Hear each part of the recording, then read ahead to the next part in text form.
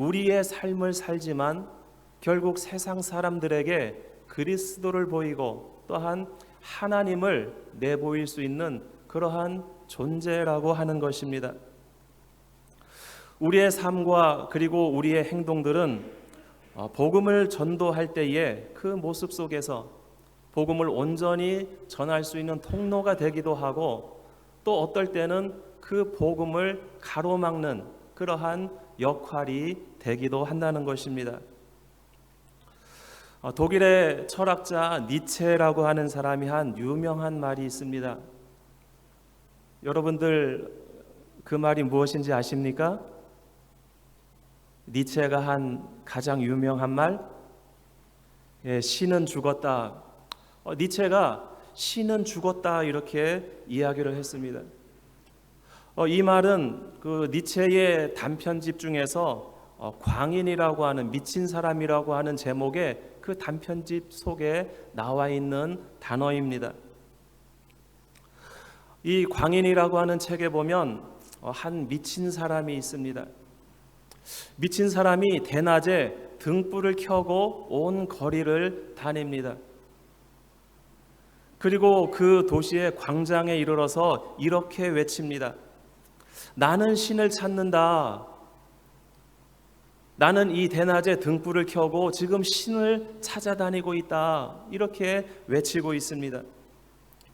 광장에서 미친 사람이 등불을 들고 신을 찾는다고 외치니까 많은 사람들이 그 광장으로 모여듭니다. 그리고 그 광장에 모여든 사람들은 대부분 무신론자들이었습니다. 신을 믿지 않는 자들이었습니다.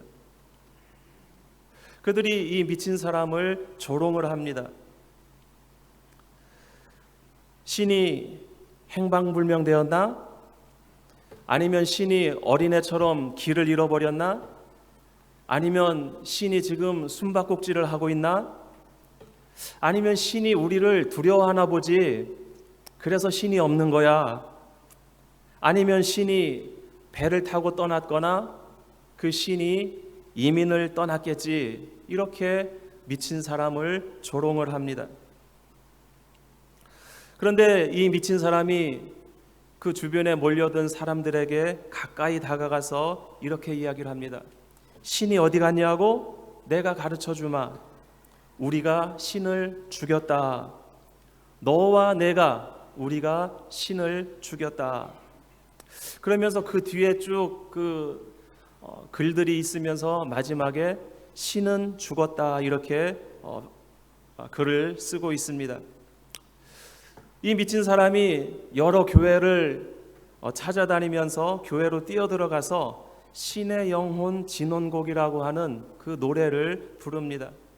사람들이 그 사람을 끌어내고 또 그가 광장으로 끌려 나와서 심판을 받을 때에 이 미친 사람이 이렇게 이야기를 합니다. 신의 무덤과 묘비가 아니라면 이 교회들은 도대체 무엇이란 말인가?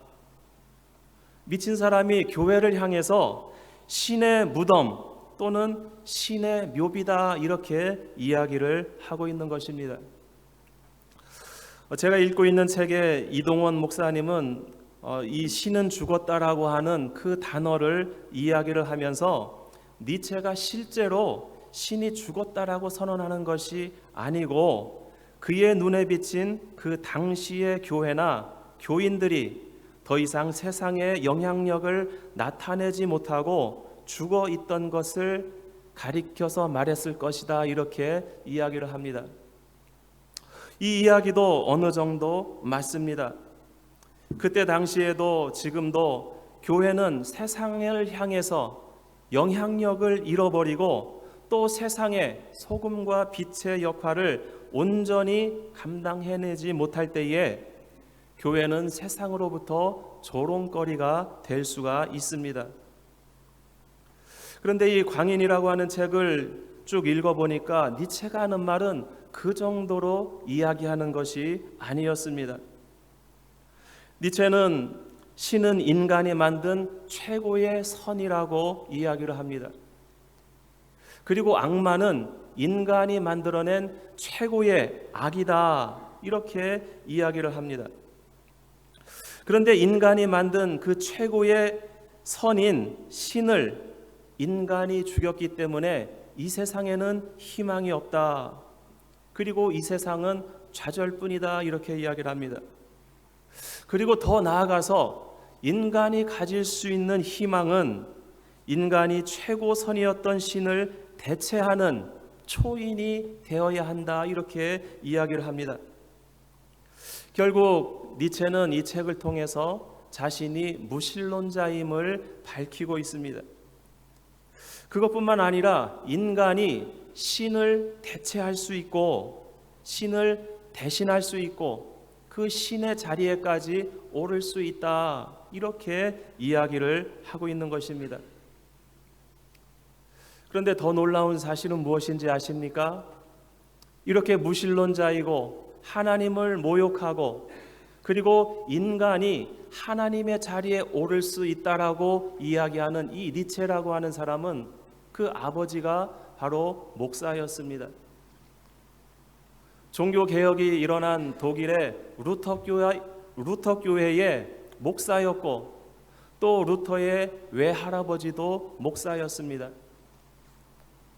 온 가족이 목회자 집안에서 종교적인 그리고 교회의 영향력을 받으면서 자라났던 그 니체라고 하는 사람, 그 사람은 결국 하나님을 인정하지 않는 사람이었다라고 하는 것입니다. 사랑하는 성도 여러분, 오늘날 교회 지도자들에게 맡겨진 가장 큰 사명은 무엇이라고 생각하십니까? 교회 안에는 목사도 있고 장로도 있고 안수집사, 권사, 많은 재직들이 있습니다. 이 모든 재직들은 교회의 지도자들입니다. 교회에는 많은 해야 할 일들이 있습니다. 그런데 그 많은 일들 중에서 가장 중요한 것, 우리가 꼭 지켜야 할 사명이 있다면, 우리가 가장 집중해서 해야 할 그러한 사역이 있다면 그것은 무엇이라고 생각하십니까? 오늘 우리가 읽은 성경 본문에서 보면 사도 바울은 그 중에서 교회의 순결을 지키는 것, 그것이 가장 중요하다고 우리에게 가르치고 있습니다. 교회의 순결을 지키는 것, 그것은 곧 교회의 생명력이기 때문에 그렇습니다. 교회가 순결을 잃는다고 하면 더 이상 교회는 생명력이 없는, 니체가 이 미친 사람을 통해서 이야기하는 것과 같이 교회는 신의 무덤에 불과할 뿐입니다.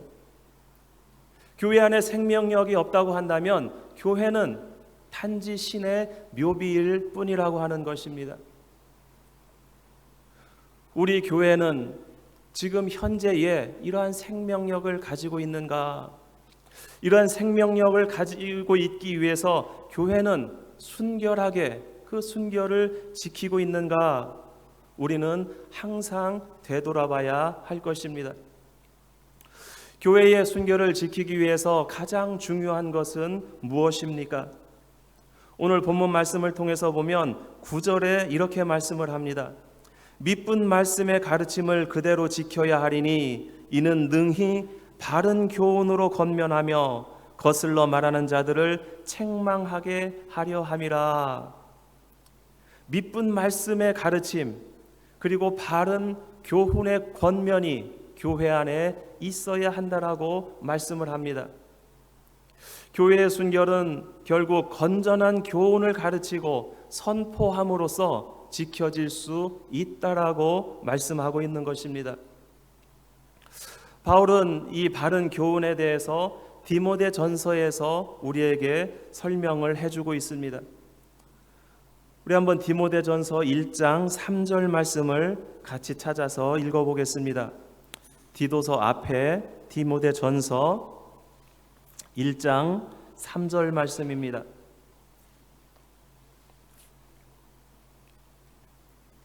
우리 다 같이 한 목소리로 읽겠습니다. 내가 마게도냐로 갈 때에 너를 권하여 에베소에 머물라 한 것은 어떤 사람들을 명하여 다른 교훈을 가르치지 말며. 사도 바울이 전도 여행을 하면서 마게도냐로 떠납니다. 그런데 디모데를 데리고 가지 않고 그 디모데를 에베소에 머물게 합니다. 그리고 그 에베소에서 디모데로 하여금 목회를 하게 합니다. 우리가 지금 수요일마다 수요 성경 공부로 에베소서를 함께 공부하고 있습니다. 이 에베소서는 교회에 관한 그러한 책입니다. 교회는 어떻게 세워져야 하는가? 교회는 무엇인가? 그리고 우리는 그 교회 안에서 어떠한 공동체를 세워나가야 하는가? 그것을 말씀하고 있는 것이 에베소서입니다. 그런데 디모데를 이 에베소에 머물게 하면서 또 교회에 목회를 하게 하는데 그 목적이 어떤 사람들을 명하여 다른 교훈을 가르치지 말게 하려 하는 것이다. 이렇게 이야기를 하고 있습니다. 그리고 4절에 보면 신화와 끝없는 족보에 몰두하지 말게 하려 함이라. 이런 것은 믿음 안에 있는 하나님의 경륜을 이룸보다 도리어 변론을 내는 것이라. 사도 바울은 다른 교훈 그리고 여러 가지 비본질적인 것들, 그런 것들이 교회 안에 있으면 안 된다. 이러한 것들은 교회에 하나님의 경륜을 이룸보다 도리어 변론을 내는 것이다. 서로가 말다툼이 일어나게 되고 분열이 일어나는 것이다. 그래서 이런 다른 교훈들을 교회에서 멀리 해야 된다. 이렇게 이야기를 하고 있는 것입니다. 디모데전서 1장 11절에 보면 이 교훈은 내게 맡기신 바 복되신 하나님의 영광의 복음을 따름이니라. 다른 교훈을 멀리하고 오로지 교훈해야 할 것, 가르쳐야 할 것, 그것은 바로 복되신 하나님의 영광의 복음을 따르는 것, 이것을 가르쳐 지켜야 한다라고 말씀하고 있습니다. 바른 교훈의 기초는 그리스도의 복음이다라고 이야기하고 있는 것입니다. 그리스도께서 십자가에서 우리의 죄를 담당하시고 그리고 죽으시고 사흘 만에 부활하시고 우리의 의로움과 사함의 새로운 생명의 기초가 되셨다라고 하는 것, 그것이 바로 바른 교훈이다. 결국 생명의 기초가 되는 그 바른 교훈은 십자가의 복음뿐이라고 우리에게 말씀하고 있습니다. 우리가 교회의 공동체로 모여서 서로 가르치고 권면하고 교훈해야 할 것, 그것은 예수 그리스도밖에 없다라고 하는 것입니다. 너무나도 뻔한 것 아닙니까?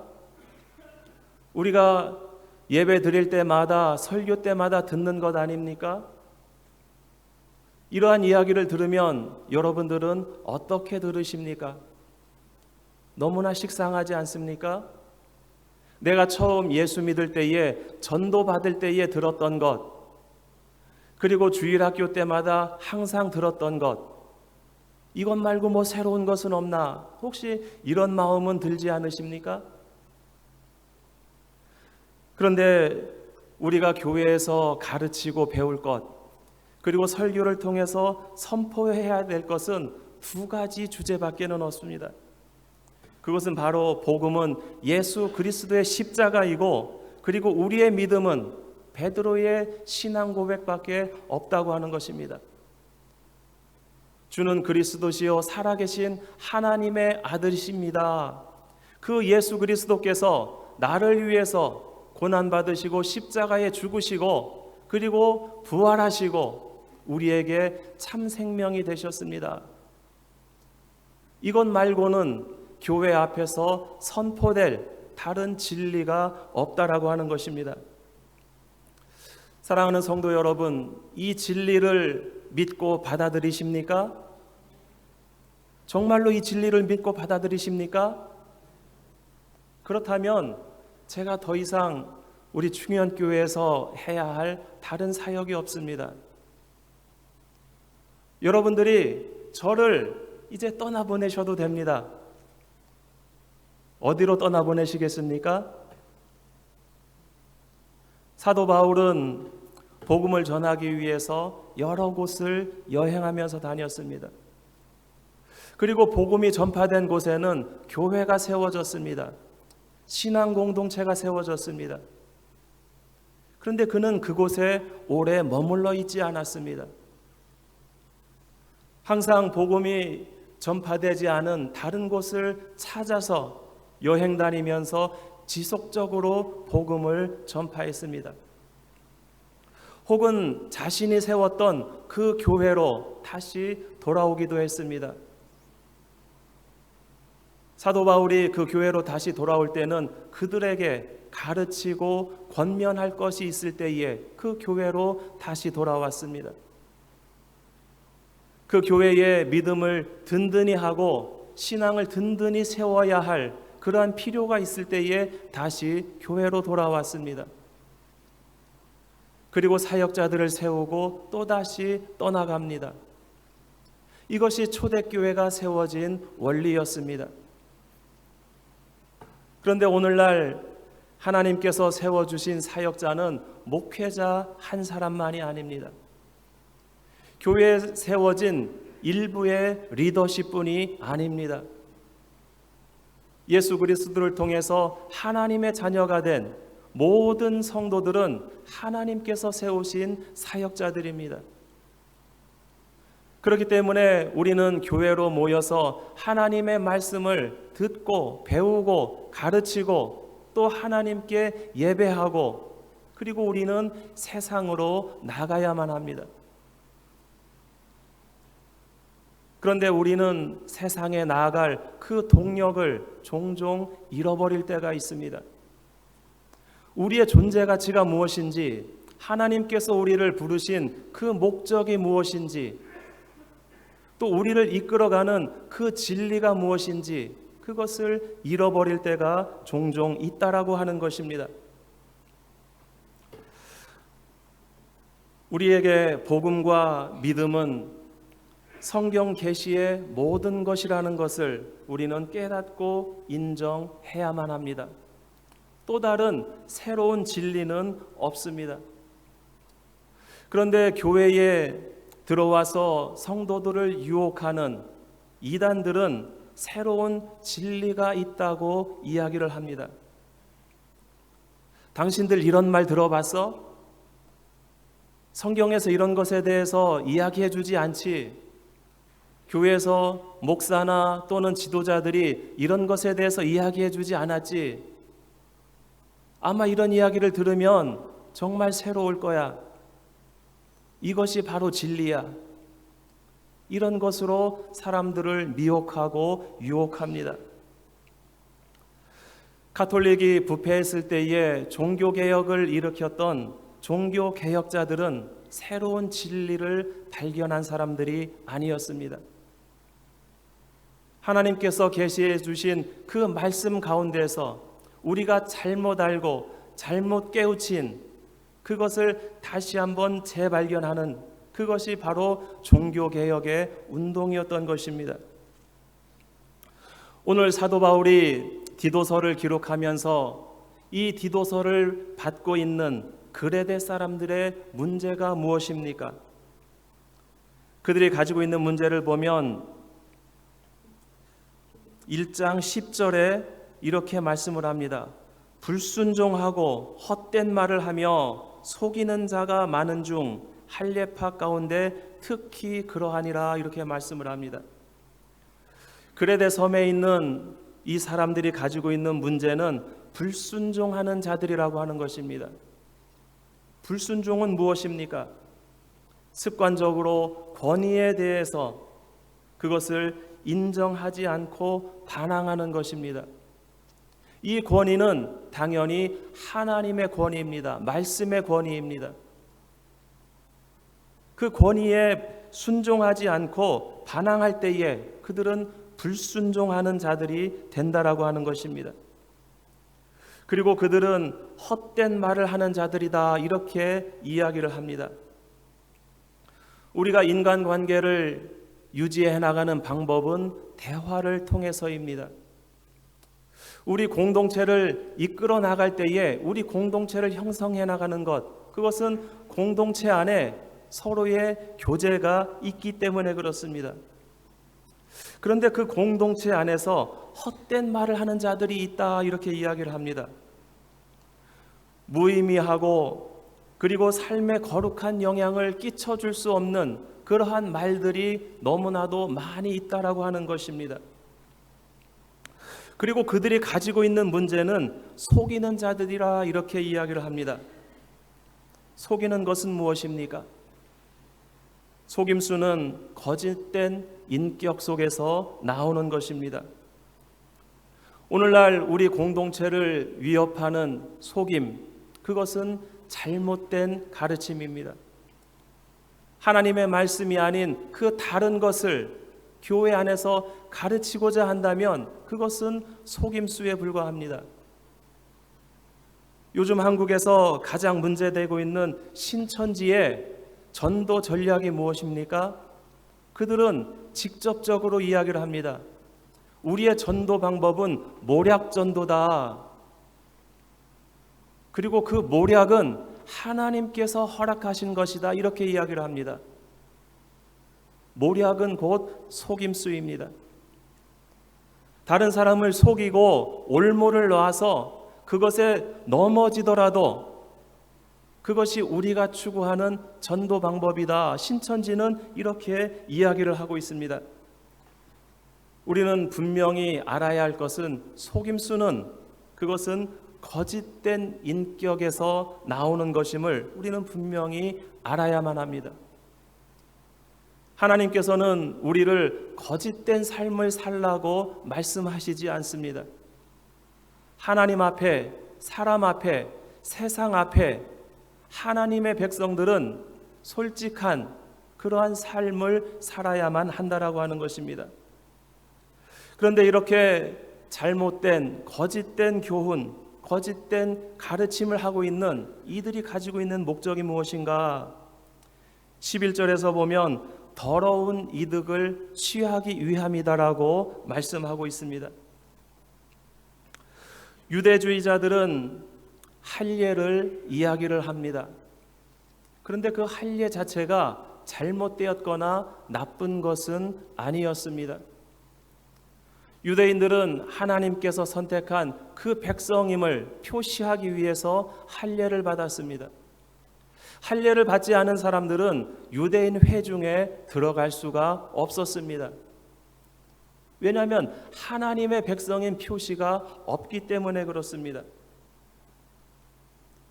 그런데 지금 그레데 섬에서 또 교회 안에서 할례를 요구하는 사람들, 할례를 주장하는 그 유대주의자들, 그들이 이것을 주장하는 것은 더러운 이득을 취하기 위함이다. 사도 바울은 이렇게 이야기를 하고 있습니다. 예수 그리스도께서 십자가에 달려 죽으심으로 지성소의 휘장을 갈라놓으셨습니다. 이제는 하나님께로 가기 위해서 모든 사람들에게 장애물이 거쳐졌습니다. 이제는 대제사장뿐만 아니라 모든 백성들이 하나님께로 나아갈 수 있게 되었습니다. 그런데 그 하나님께로 나아가는 길은 유대인뿐만 아니라 모든 이방인들에게도 허락되었습니다. 그래서 복음은 예루살렘에서부터 시작해서 사마리아를 지나고 그리고 모든 이방으로 복음이 전파되고 있습니다. 이제는 유대인이 되지 않아도, 할례를 받지 않아도, 제사를 드리지 않아도, 속죄 제사 없이도 예수 그리스도를 믿기만 하면 하나님의 백성이 될 수 있었고 죄로부터 구원을 받을 수 있게 된 것입니다. 그런데 그 교회 안에서 할례를 이야기하는 것, 그것은 예수 그리스도의 십자가를 부인하게 만드는 것이라고 하는 것입니다. 그런데 그들이 이러한 행위를 하는 것, 그것을 사도 바울은 더러운 이득을 취하려 함이다, 이렇게 이야기를 합니다. 그것을 통해서 취하는 더러운 이득, 그 안에 돈 문제가 있었다라고 하는 것입니다. 오늘날 우리 주변에서 일어나고 있는 이단 문제, 그 이단의 가장 밑바닥에 보면 분명히 돈 문제가 들어 있습니다. 근데 우리는 그것을 깨닫지 못합니다. 그저 여러 가지 말로써 현혹할 때에 그것이 진리인 줄 알고 그들을 따르게 됩니다. 그리고 그 깊숙이 들어갔을 때에 마지막에 발견할 수 있는 것, 그것은 그들이 역시 더러운 이득을 취하기 위한 돈 문제가 그 밑바닥에 있음을 우리는 이단의 역사들을 통해서 항상 보게 됩니다.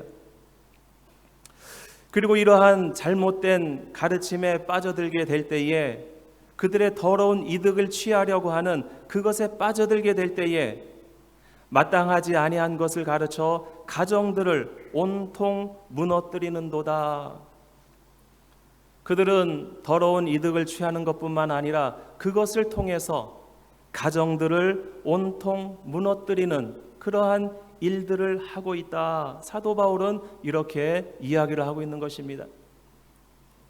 이러한 문제는 초대교회에만 있었던 것이 아니라 오늘날도 우리가 복음의 진리를 지키지 아니하면, 교회가 복음 안에서 말씀 안에서 순결을 지키지 아니하면 이러한 문제들이 우리에게도 엄습해 올 수 있다는 것을 깨달아야만 합니다. 사도 바울은 거짓된 교훈에 대해서 대처하는 방법을 두 가지를 이야기를 합니다. 11절 말씀에 보면 그들의 입을 막을 것이다. 그들의 입을 막으라, 이렇게 이야기를 합니다. 잘못된 교훈, 잘못된 가르침을 들을 수 있는 그 기회를 차단해야 된다. 그들이 설 자리를, 가르치기 위해서 설 자리를 없애야 한다, 이렇게 이야기를 하고 있습니다.